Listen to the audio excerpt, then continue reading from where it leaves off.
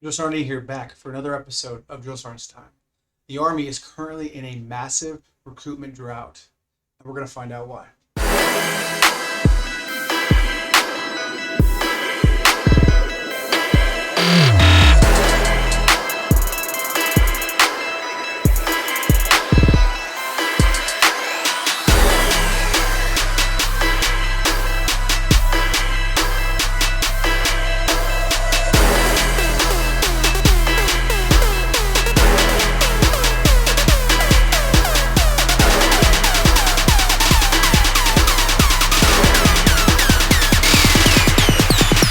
Episode of Drill Sergeant's Time.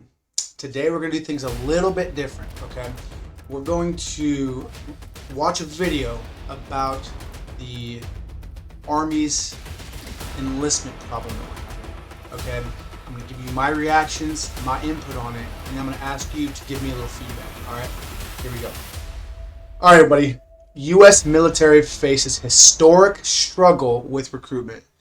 MSNBC's Meet the Press does a little preview of this where they interview a retired, I believe he was a general, but he's got the Medal of Honor. So his take on this is actually really good. So pay attention. Let me know what you think in the comments below.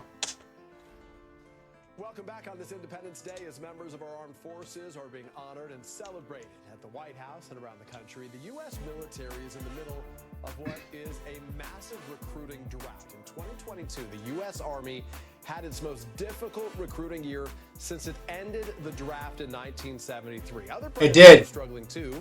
It was terrible. Air Force roughly 30,000 recruits short of their goals. There are all sorts of explanations for the shortfall, including the pandemic, a tight labor market, but one reason appears to be the experiences of veterans themselves. Yes. In the Wall Street Journal, more and more veterans Yes. are urging family members against enlisting. That does not bode well for an army where They're not letting their kids enlist. They're telling their kids not to enlist because the Army's trash right now. The military as a whole is trash. he is, of course, a Medal of Honor recipient and an NBC News military analyst. Army Colonel. Jack, on this holiday, as always, we say thank you for your service. And this is a heck of a Retired Medal of Honor. The all-volunteer force in the U.S. right now. The former chairman of the Joint Chiefs of Staff, Mike Mullen, told the Wall Street Journal about prospective recruits. He said the following: influencers are not telling them to go into the military. Moms, dads, uncles, coaches, pastors do not see it as a good choice. It's not. Well, it used to be a good choice, and we had Right here. generations of people joining the military because previous generations had. I did because my father had served in the Second World Same. War in the Army in New Guinea and the Philippines, and I thought it was my obligation to serve. But a lot has happened since we decided to have an all-volunteer force. The result has been far fewer people going into the military to start with, which leaves far fewer people trying to influence those who would otherwise come in. It's interesting to note that a very large percentage of people who enter the armed forces now, something on the order of 78 or 79%, have a family member who has A family member. but only 30% have A family member. served. None of the parents served. None of the parents are An serving. environment in which you could do just about anything and make some money. Coming into the military seems to be an option. Let's pause it right here real quick and talk about that, okay? What he's saying is we all know someone that's served, but the amount of our parents who served, that generation, essentially is where the cutoff starts, okay? We've all got a grandpa that served. We've all got an uncle that served, but the amount of people who've had a mom and dad that have served is tremendously low. That's what he's talking about here. All right, let's keep going. Let's keep going. Are selected. Well, you make a good point there, right? And now there's this new competition for those individuals, for those potential recruits right now, where often going into the military is a way to sort of secure your future. Let's stop right here. Let's stop right here, too. Let's stop right here.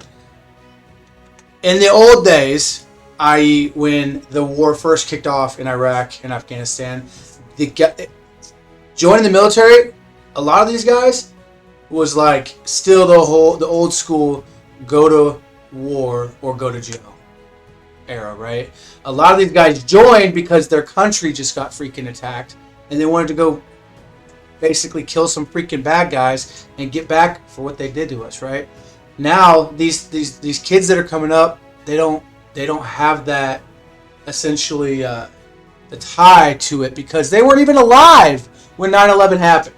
So this war that just ended, as it's over, has no pull on the new generation of soldiers that are coming up.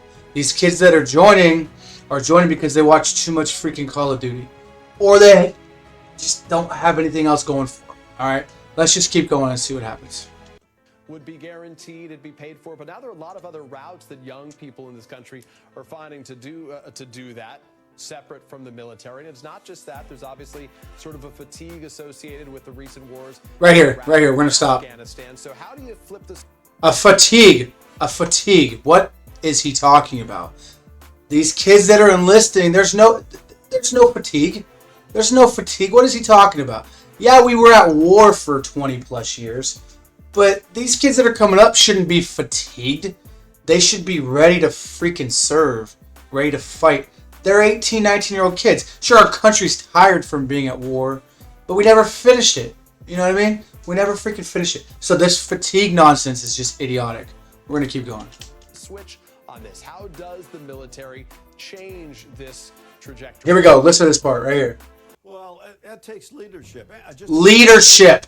You want to accomplish, whether it's in this environment or any other kind of environment, it takes leadership, and we have not had leaders who've done a very good job of convincing the rank and file of the American public that if you're lucky enough to live in a free country, you owe it something in the form of service. Right there.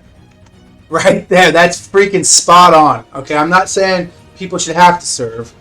He's hinting that you're lucky enough to live in a free country, you should have to give back a little bit, right?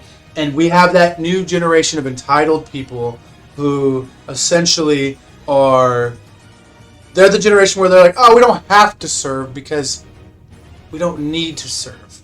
Our country's free because the people before you made it that way. So you enjoy the freedoms that we essentially fought for. That's what the mindset is, right? Yeah, we're going to keep going. What's happened now is that so few people are serving, not because necessarily recruitment is down, but because the requirements of the service are such that we are taking only volunteers and we don't have a draft. Is that a wide gap is open? We do have a draft, though. And those who are being served. Statistically, most Americans do not know anybody in uniform. This is a really dangerous situation when you're separated from those who in some cases are He's not wrong. lives to make sure that you remain free and the United States achieves its foreign policy objectives. The only way this will change is through leadership. It's interesting to note, for example, that more people were killed on 9/11 in New York City than were killed at Pearl Harbor. And yet on the 8th of December 1941, hundreds of thousands of young people streamed to reception stations to go defend the country. That did not happen after 9/11. And at the end of the day, I go back to what I said before. It takes leadership. Right there, stop. That's the main point I'm trying to get at right here. World War II kicks off. Hundreds of thousands of people sprint to recruiting stations. They freaking sprint to recruiting stations to enlist because they got attacked and they wanted to get back at the people that did harm to their country, right? If that happens today, it's few and far between. He just said it. A lot of people today don't even know someone that serves. That's crazy. That's crazy, right? All right, so if you're watching this, just know that he's not wrong. He's not wrong at all. More people died on 9/11 than Pearl Harbor, and yet people don't want to fight now. It's because we have an entitled generation of people that think, hey, we shouldn't have to fight because we don't need to fight. No, it's not even the fighting. It's the serving. You should serve your country at some capacity. Okay, let's keep going. I'm probably going to get some backlash on that, but that's okay. Right. If you can't motivate people to go defend their country after 9/11, then it's going to take extraordinary leadership to change. Leadership. Notably, remarkably, a lot of the people you'd be recruiting, though, to be fighting or to join in the military were not even born right here. when 9/11 took place. Pay attention. 2 years ago. And this is a bigger issue, not just about recruiting, Colonel Jack, but it's also really about America's military preparedness going forward with these emerging conflicts or competitions with China and Russia. So what does it mean for our readiness? If we went to war... Right here, this is the main part. Say China decides to go into Taiwan, how confident are you that we have the personnel that we need, plus personnel sort of in the pipeline in place? Well, one can't have very much confidence in the current circumstances. Among other things, the military's discovered that a fairly significant proportion of people who even want to come into the military are not physically capable of being in the military. What? All right, let's pause that. He said majority of the people that even want to come into the military today are not physically capable of even doing so, to meeting the minimum requirements. You hear that? If you're watching this and that hits a nerve, you should get better. If you want to serve but you aren't physically fit enough to do it, go hit the freaking gym, right? That's what I've been preaching in all of my videos.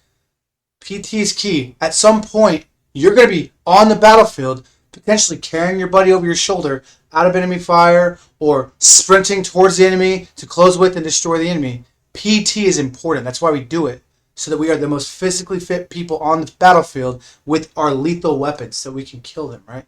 You have to be in shape to be in the military. These people that are arguing, oh, you'll get in shape. No, show up in shape and then leave in better shape, all right? Let's finish out this video. And so on. It's very, very difficult to even get people who are qualified who want to come in.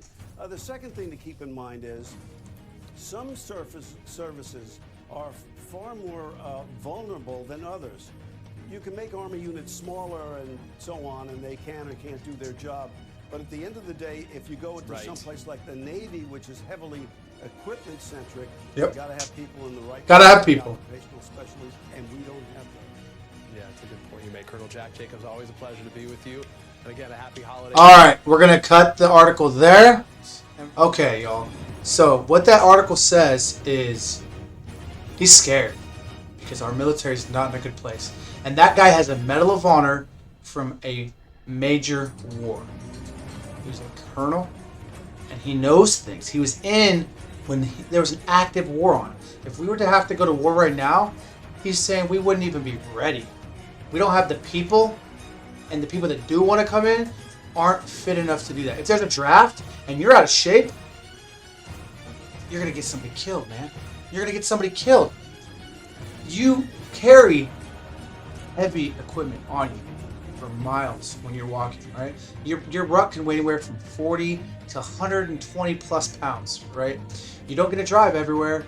Your kit, you got one plate in the front, one plate in the back, one in each side. You got your helmet, you got your radio, whatever other gear you got on you. You got your 7 mags on your kit, plus whatever you got in your ruck / day pack. Like, you're humping ammo. You got to be fit to be in the military. You got to be able to move under direct fire. You got to move out of indirect fire. At some point, when you serve, if you stay in long enough, you're going to have to defend yourself and your buddies to your left and right. And if you're not fit enough to do that, then you shouldn't be in the military. The military is not for everybody, and that's okay. On that note, we're going to cut it here. I hope you all got something out of this. I wanted to react to this to you guys because it's kind of a big deal. Because he talked about a very near potential conflict that's coming up in our near future. Okay, it's inevitable. It's coming. It's just a matter of when. If you're trying to join the military, make sure you're in shape. That's the first key. That's the biggest thing you can do for yourself. Show up to basic training in shape. Show up to basic training mentally ready to potentially fight America's war. See you on the next one.